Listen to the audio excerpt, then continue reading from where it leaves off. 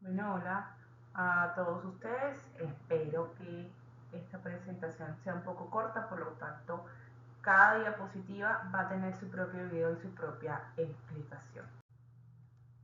Bueno, entonces vamos a comenzar a hablar de los tipos de sedimentación.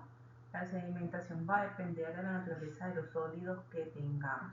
Entonces, durante esta clase vamos a ver cosas que seguramente nos van a servir de material cuando estemos viendo tratamiento de aguas residuales. Es decir, que los tipos de sedimentación que vamos a ver también incluyen un poco lo que veremos en ese momento. Y también va a depender de la concentración de esos sólidos y su grado de floculación. Entonces, podemos decir que la sedimentación se divide en varias categorías. La tipo 1 es la que ustedes ya conocen, es la más sencilla y de la que también vamos a ver algunas ecuaciones que salen de esta sedimentación discreta tipo 1, que es más relacionada con las arenas. La segunda es la tipo floculenta, que cuando estamos haciendo la floculación y luego el tanque floculador, pues vamos a tener un sedimentador tipo 2. Y luego tenemos la tipo 3 y la tipo 4. La tipo 3 es una sedimentación zonal o interferida, y la sedimentación por compresión, que está más asociada a esos sólidos mucho más difíciles de manejar, como son los lodos. Bueno, entonces como les estaba explicando, vamos a comenzar hablándoles del tipo 1, la sedimentación discreta. La sedimentación de tipo 1 se caracteriza por partículas que se depositan discretamente a una velocidad de sedimentación constante, es decir, ella siempre va a estar sedimentando a una misma velocidad. Generalmente este tipo de sedimentación se utiliza para diseñar desarenadores, porque la sedimentación tipo 1 se aplica mucho más a este tipo de partículas como son las arenas, y que lo que nosotros queremos hacer con los desarenadores es remover todas las arenas como una estructura complementaria o como un pretratamiento para remover estas arenas y no dañen los procesos posteriores, no dañen las bombas y podamos tener un proceso mucho más efectivo. Esta partícula entonces se va a decantar o se va a sedimentar a una velocidad que siempre será constante. Entonces, lo que vamos a ver es que hay tres fuerzas: la fuerza de arrastre, la fuerza gravitacional y la fuerza de empuje, o la fuerza de flotabilidad también. Entonces, Newton lo que demostró es que una partícula cae en un fluido inactivo y está en ese fluido y se acelera hasta que tengamos una resistencia a la fricción o esa fuerza de arrastre que es igual a esa fuerza gravitacional. Eso fue lo que dijo Isaac Newton. Luego, entonces, lo que dijo la ley de Stokes, o lo que vamos a ver en la siguiente diapositiva, es que la fuerza de arrastre, como ustedes lo van a ver, y la fuerza de empuje son contrarios a la dirección de la partícula. La partícula con esta sedimentación discreta pues es arrastrada hacia el fondo, posiblemente de esa estructura del tanque, a través de la fuerza de gravedad, y que lo contrario siempre es esa fuerza de arrastre y esa fuerza de empuje. Y que lo que vamos a tratar siempre es que cuando las tres fuerzas se equilibran, en ese momento la partícula va a parar de acelerar y ahí va a tener una velocidad constante de decantación. Bueno, luego entonces Stokes aplicó un poco más esa, esa teoría de Newton, y lo que comenzó a analizar un poquito fue la fuerza de arrastre, que sería esta de la partícula, la fuerza gravitacional natural, que ya ustedes la conocen, y esa fuerza de empuje. Entonces lo que Stokes empezó a decir es que esa fuerza de arrastre va a depender del área, es decir, toda el área de la sección transversal de la partícula, y va a depender de la densidad en este caso sería del fluido, y va a depender también de esa velocidad de la partícula y un coeficiente o un CD que se llamó de arrastre, o coeficiente de arrastre, CD. Luego entonces vamos a tener la fuerza gravitacional. La fuerza gravitacional va a ser igual a una densidad de la partícula en función de la gravedad, claro está, y en función del volumen de esa partícula. Y en tercer caso, la fuerza de empuje, y que esa fuerza de empuje va a ser igual a la densidad del fluido por la aceleración de la gravedad por el volumen de la partícula. La diferencia es que aquí vamos a tener, en este caso, la densidad de la partícula y aquí vamos a tener, en este caso, la densidad del fluido como tal, que en este caso sería el agua. Entonces, como les estaba comentando, lo que nosotros vamos a tener es esa fuerza de arrastre y vamos a tener esa fuerza de empuje que es en dirección contraria o en sentido contrario a esta fuerza gravitacional que tenemos de esa partícula. Cuando restamos esta fuerza gravitacional menos esa fuerza de flotabilidad, vamos a tener la ecuación de la diapositiva anterior, donde se restan las densidades, pero obtenemos la gravedad y el volumen de la partícula multiplicando este valor por el volumen de la partícula. Cuando tenemos entonces igualando a cero, vamos a saber que la fuerza de gravedad menos la fuerza de empuje va a ser igual a esa fuerza de arrastre cuando el sistema está en equilibrio. Y ahí es donde vamos a tener la velocidad o el valor constante, que es la velocidad de asentamiento terminal como tal.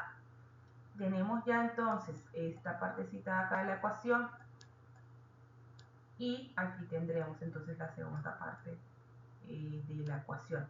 Recuerden entonces que la fuerza de arrastre es la que nos va a dar el valor de esa velocidad de asentamiento terminal y que va a depender del coeficiente de arrastre de esa área de la partícula y de esa densidad del fluido. En la siguiente diapositiva ustedes van a ver que lo que intentamos es despejar la velocidad y para despejar lo que vamos a tratar es de relacionar este volumen con esta área para que nos quede una ecuación mucho más sencilla de resolver. Bueno, entonces, continuando, lo que nosotros vamos a tratar de tener es esas condiciones donde vamos a poder obtener nuestra velocidad de asentamiento terminal en el momento en que igualamos las fuerzas. La fuerza de gravedad menos la fuerza de flotabilidad, que va a ser igual a mi fuerza de arrastre, para entender cuál va a ser mi velocidad de asentamiento terminal y con esa velocidad de asentamiento terminal poder trabajar. Para lograr eso, entonces tenemos que tener en cuenta o considerar que esta partícula pues no es como este dibujo que le tenemos acá, sino una partícula esférica de diámetro d, y lo que necesitamos es despejar ese bs. Entonces, en la ecuación anterior de la diapositiva anterior, lo que podemos ver es que tenemos nuestro volumen y tenemos nuestra área de partícula. Si consideramos eso una partícula esférica, entonces va a ser 4/3 de pi por r al cubo, o diámetro de pi entre 2 al cubo. Y acá pi diámetro de pi entre 2 al cuadrado. Teniendo eso despejando, pues vamos a tener 2/3 de diámetro. Y luego entonces vamos a tener nuestra velocidad de asentamiento. Y esa velocidad de asentamiento va a ser igual a 4 por la gravedad y entre paréntesis mi densidad de la partícula menos la densidad del fluido por el diámetro dividido en 3 por el coeficiente de arrastre por la densidad del fluido. Bueno, entonces vamos a ver en el siguiente gráfico el coeficiente de arrastre de Newton versus el número de Reynolds. Entonces Newton lo que demostró es que el coeficiente de arrastre va a depender del flujo. Si es laminar, pues tendríamos este coeficiente de arrastre. Si es transición, pues tenemos esta ecuación, y si es turbulento, pues ya quedaría a un valor. Y que el coeficiente de arrastre pues siempre va a estar en función del número de Reynolds como tal, y el número de Reynolds obviamente va a depender de la velocidad de esas partículas y la velocidad del fluido como tal, lo que nos dificulta a veces bastante lograr obtener esa velocidad de asentamiento. Entonces en la diapositiva siguiente lo que vamos a ver es que George Stokes logró tener una ecuación un poco más sencilla. Bueno, entonces lo que vamos a ver es que George Stokes mostró que para la caída de partículas esféricas vamos a tener la siguiente ecuación de la velocidad de asentamiento, la velocidad de sedimentación constante. Aquí lo que vemos es que va a depender solamente de la gravedad, del diámetro de esas partículas, de las condiciones de ese fluido y de la densidad de esa partícula. Entonces esa ley de Stokes lo que nos muestra es que es algo mucho más sencillo de obtener esa velocidad de asentamiento y que podemos calcularla simplemente teniendo en cuenta la densidad, los diámetros de las partículas y las condiciones del fluido sin tener en cuenta pues los otros valores que teníamos con las otras ecuaciones o otras formas de ver de Newton. Luego entonces, el tanque de sedimentación ideal, según Camp, en 1933 lo que propuso fue una teoría racional para la eliminación de estas partículas de sedimentación discreta o tipo 1 en un tanque de sedimentación ideal. Entonces, la teoría ideal supone lo siguiente. Primero, pues, que tenemos una entrada y que tenemos una salida como tal, que tenemos una parte de lodo y una parte como tal, sí, de área de sedimentación o asentamiento, que tenemos incluso entonces una distribución uniforme, es decir, una velocidad uniforme cuando se ingresa a esa zona de sedimentación y que hay una distribución uniforme de flujo que sale de esa zona de sedimentación y que tenemos una distribución uniforme de partículas a través de la profundidad del extremo de la zona de entrada de la zona de sedimentación y que las partículas que entran en la zona de lodo se capturan y permanecen en esa zona de lodo y que las partículas que entran en la zona de salida no se eliminan del agua. En el próximo slide o diapositiva podrán ver eso más en detalle. Aquí entonces vamos a poder ver 4 zonas. La primera zona es la entrada como tal. La otra zona que podemos ver es la zona de salida. Podemos ver la zona de lodos y efectivamente la zona como tal de sedimentación.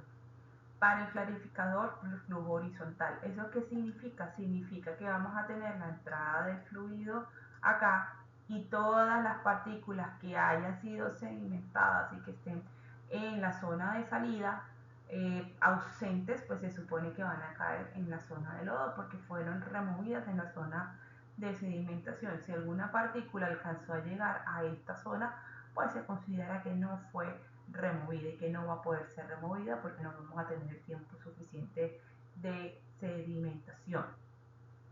Tenemos entonces una distribución uniforme del caudal que sale de la zona de sedimentación y una distribución uniforme de las partículas a través de la profundidad de la zona de entrada al final de la zona de sedimentación y vemos que todas estas partículas que fueron removidas en la zona de sedimentación van a ser capturadas en la zona de lodo y permanecen en esa zona de lodo y después pues obviamente en la zona de lodo vamos a tener esa remoción.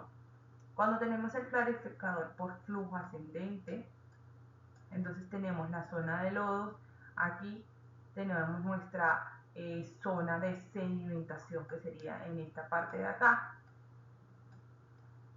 considerando que esta sería nuestra zona de entrada, perdón que se me olvidó de explicarles, y nuestra zona de salida en esta parte de acá.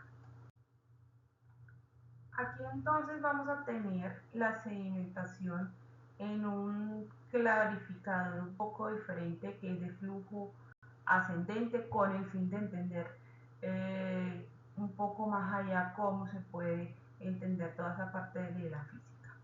Entonces tenemos la decantación en el cual la BL sería nuestra velocidad del líquido como tal y BS sería nuestra velocidad de sedimentación terminal de la partícula. Entonces, cuando va subiendo, la velocidad del líquido se iguala a la velocidad de sedimentación. Y en ese momento, cuando yo logro tener que mi velocidad de sedimentación se iguala a esa velocidad del líquido, pues vamos a tener esa B0 o esa velocidad que necesito para mi clarificación, para mi sedimentación, para mi tratamiento de esa agua. Entonces, como se observan estas flechas vectoriales en la parte inferior, lo que podemos ver es que tenemos una mayor velocidad del líquido en esta parte de la entrada y lentamente, pues a medida que va subiendo y que se va hinchando y que vamos aumentando esta área superficial, pues se va disminuyendo esta velocidad. Y vemos cómo obviamente la velocidad de sedimentación terminal de la partícula pues no es alterada. En el momento que esta velocidad del líquido es igual a esta velocidad de sedimentación terminal de la partícula, entonces vamos a tener nuestra famosa tasa de desbordamiento.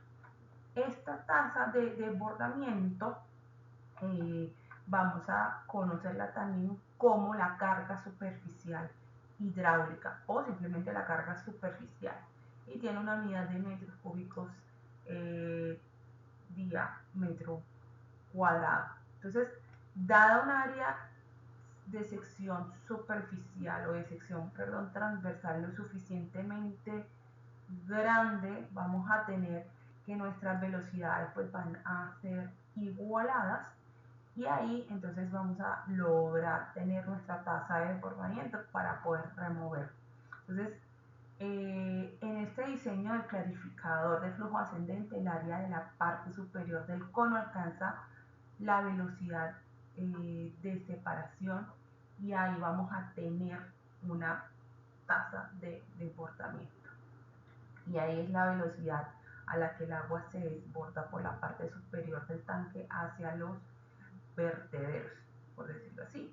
Entonces, también entonces se le puede llamar carga superficial hidráulica o carga superficial, que ya les había comentado. Entonces, teóricamente, la eficiencia de eliminación de partículas de sedimentación tipo 1, sedimentación discreta en un tanque de sedimentación, se puede calcular en función de la velocidad de sedimentación de las partículas y la tasa de desbordamiento. Entonces, para un clarificador de flujo ascendente, el 100% de las partículas que tengan una velocidad de sedimentación mayor o igual a la tasa de desbordamiento permanecerán en el tanque de sedimentación, es decir, van a ser capturadas, como podemos ver acá, y no se capturarán partículas con una velocidad de sedimentación menor que la tasa de desbordamiento. Entonces, K demostró que la eliminación de las partículas en un tanque de sedimentación, aquí ya vemos de flujo horizontal, va a depender también de la tasa de desbordamiento o carga superficial hidráulica. Y acá pues podemos ver que para ser removida del agua, una partícula debe tener una velocidad de sedimentación lo suficientemente grande como para que llegue al fondo del tanque en el tiempo que el agua pasa por el tanque, es decir, el tiempo de retención. El tiempo de retención generalmente va a ser igual al volumen dividido en ese caudal. Entonces, para ser eliminada del agua, una partícula debe tener una velocidad de sedimentación, como les había comentado, lo suficientemente grande para que llegue a ese fondo del tanque, para que le dé tiempo a esa partícula de ser arrastrada hacia el fondo y que tengamos suficientemente tiempo para remover ese tipo de partícula según la sedimentación tipo 1. Entonces, la velocidad de sedimentación debe ser igual a la profundidad del tanque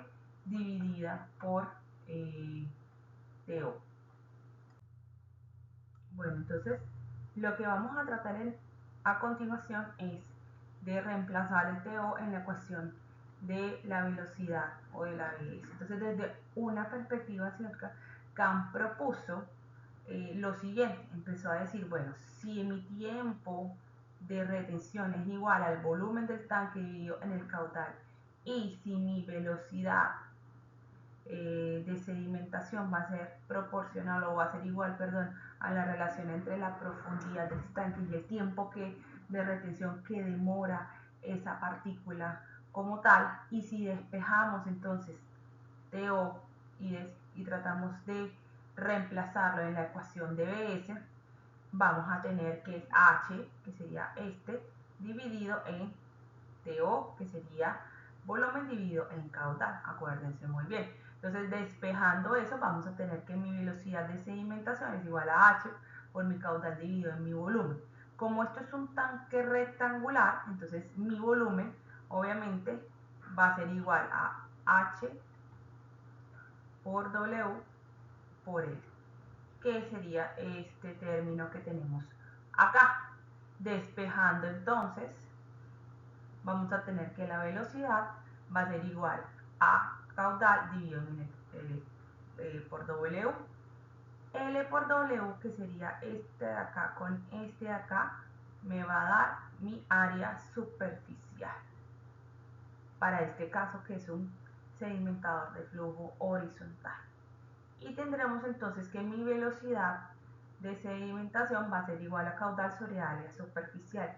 Si ustedes se acuerdan del sedimentador de flujo ascendente que estábamos viendo al principio, van a ver que esta ecuación es igual a B sub 0 o tasa de desbordamiento. Entonces lo que hice es que desde una perspectiva teórica la tasa de desbordamiento es un parámetro de diseño crítico para determinar la eficiencia de remoción de tanques de sedimentación. Entonces esto implica que la eficiencia teórica al menos es independiente como tal de la profundidad y el tiempo de retención, pero sí es dependiente de mi caudal y mi área superficial de ese tanque de sedimentación. Entonces, de una manera similar a un clarificador de flujo ascendente, si la velocidad de sedimentación de una partícula es igual o mayor que la tasa de desbordamiento, el 100% de las partículas se van a capturar en esa zona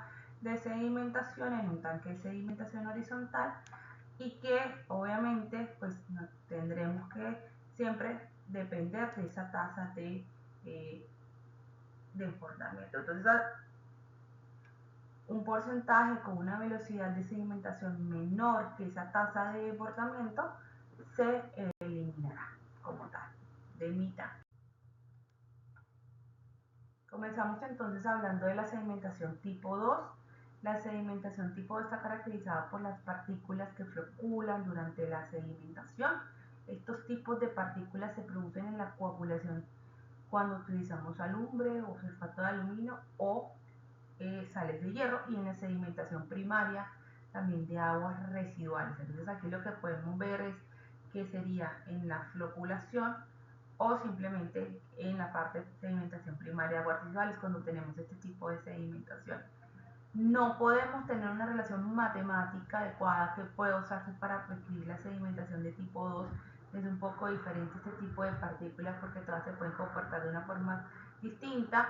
Entonces la ecuación de Stokes no se puede utilizar porque las partículas floculentas cambian continuamente de tamaño y forma para este caso. Además, a medida que el agua queda atrapada en el flóculo, la gravedad específica también va a cambiar mucho como tal. Vamos a ver entonces un modelo de sedimentación por columna. En estos modelos de sedimentación por columna, ¿qué es lo que hacemos?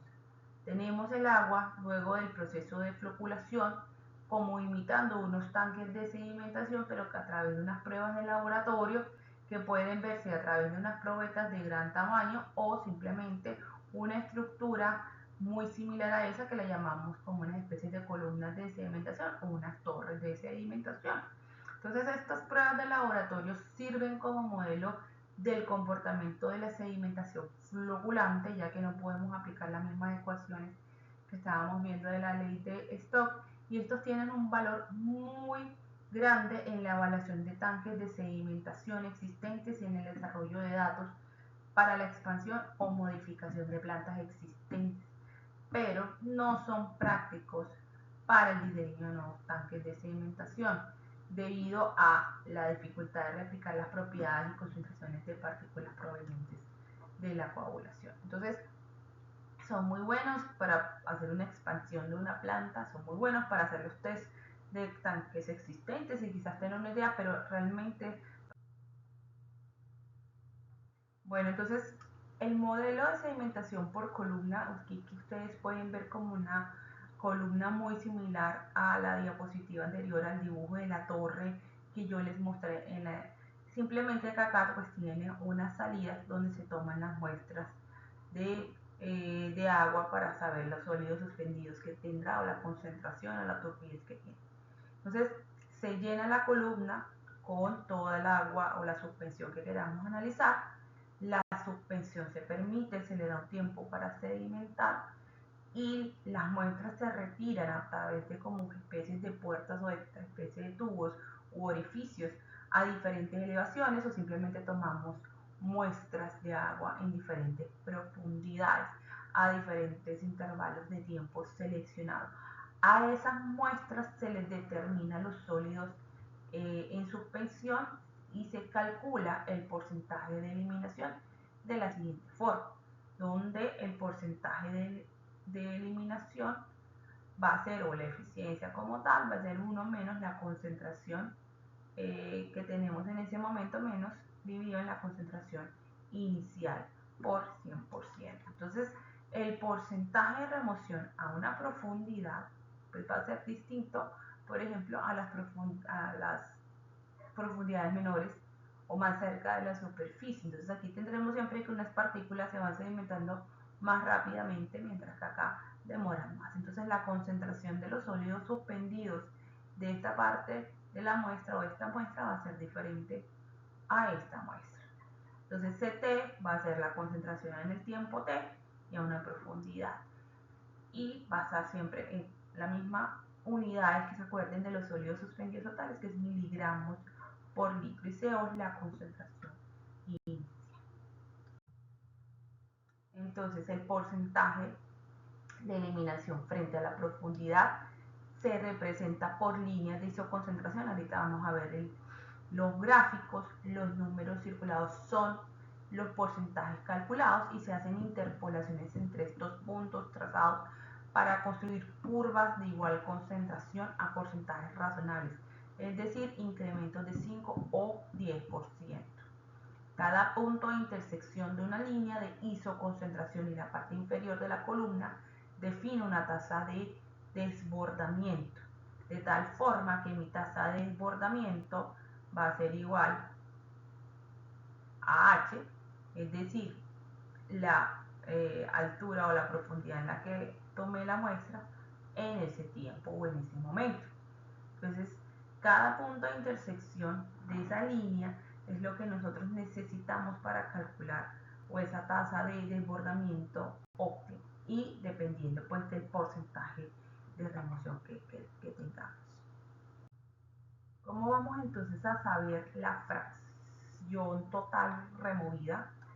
La fracción removida total se va a hacer como cuando se dibuja una línea vertical desde T1, T para intersectar. Entonces tenemos esa línea vertical desde el tiempo que queramos utilizar para intersectar todas las líneas de isoconcentración que cruzan en el tiempo TI, como lo vamos a ver después en la siguiente diapositiva que vemos acá, por ejemplo. Entonces, el porcentaje de remoción de sólidos suspendidos totales va a ser, dependiendo del tiempo, pues nosotros tenemos unas isolíneas que nos van a decir cuáles fueron los sólidos removidos, y dependiendo de esa profundidad. Entonces, el porcentaje de eliminación frente a la profundidad se representa por estas líneas que podemos ver a continuación de isoconcentración. Por ejemplo, acá tendríamos otra línea de isoconcentración acá mucho más alta del 70%, y esta por ejemplo del 75%, y esta un poco más poca o menor del 55%. Los números que están circulados más o menos son los porcentajes que podemos encontrar. Es decir, nosotros tomamos las muestras, obtuvimos un valor quizás y ahí pues serían nuestros porcentajes calculados. Entonces lo que estamos en el círculo, lo que tenemos acá en los círculos son los porcentajes calculados. Luego de tener estos porcentajes calculados, pues empezamos a hacer las interpolaciones y con esas interpolaciones hacemos las isolíneas de concentración. Entonces esas curvas de igual concentración se hacen a través primero pues de esos puntos que tengamos y entre más valores obviamente será mejor, en el cual cada punto de intersección de una línea de isoconcentración y la parte inferior de la columna me va a definir una tasa de desbordamiento, es decir, veo que es igual a mi profundidad de línea. Entonces se dibuja una línea vertical, como yo les estaba explicando, desde D y para intersectar todas las líneas de concentración que podamos tener acá, por ejemplo 35 minutos, entonces todas esas intersecciones desde TI con mis líneas de isoconcentración que cruzan en el tiempo TI, ahí me van a dar los puntos medios entre las líneas de isoconcentración, entonces que son los que podemos ver acá, los puntos medios posiblemente de esas isolíneas de concentración definen las alturas H1, H2, H3, etcétera, utilizadas para calcular la fracción de sólidos eliminados. Entonces vamos a ver en la diapositiva que vieron anterior y también en el ejercicio vamos a ver cómo se puede calcular esa fracción de sólidos eliminados. Entonces para cada tiempo TI definido por la intersección de la línea, vamos acá a escribir un poquito, entonces mi R en el tiempo cero, en el tiempo total, perdón, va a ser igual a mi remoción más la diferencia de profundidades más mis remociones en el rango inicial, y esta altura 2 dividido en mi H total, una remoción en C en mi punto B, y así podemos calcular totalmente todas las remociones de cada punto. Entonces pues, ahorita en el ejercicio ustedes van a ver cómo calculamos esta remoción final promedio para mi tiempo de 35 minutos, por ejemplo, o si lo quiero acá para mi tiempo de 15 minutos. ¿Okay? Entonces tendríamos nuestra isolínea de concentrar, nuestro punto, perdón, intermedio entre nuestras isolíneas de concentración que podemos encontrar acá. Y ya para finalizar, en la sedimentación tipo 2, las series de tasas de desbordamiento y fracciones de eliminación se utilizan para trazar dos curvas: el tiempo de retención versus eliminación de sólidos suspendidos y la tasa de desbordamiento carga superficial versus eliminación de sólidos suspendidos.